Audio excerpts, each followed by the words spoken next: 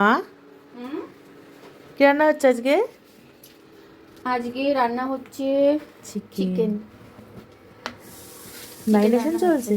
হ্যাঁ, রেখে দিয়ে যাব, এসে আবার ইয়ে করবো, এটাকে বসাবো।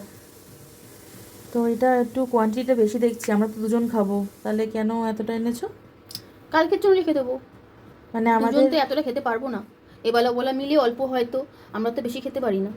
কালকে ধর কালকে বাবা ওরা মাছ আনলো, আর ওদের জন্য মাছ করে দেবো, হুম যেহেতু মাংস খায় না। হুম তো কালকে আমাদের জন্য রেখে দেবো। ওকে, তার মানে মাংসটা হচ্ছে দুদিনের জন্য রান্না হচ্ছে।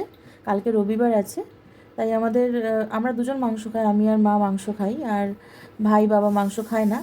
কালকে খালি মাছ রান্না করলেই হয়ে যাবে ভাইদের জন্য বাবাদের জন্য। তো আমাদের এই চিকেনটা থাকবে।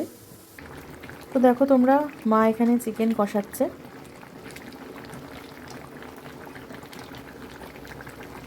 আর এখানে রয়েছে অমলেট। মা ভাই আর বাবার জন্য ঝোল করে রাখবে অমলেটের, আর এখানে চিকেনটা হচ্ছে।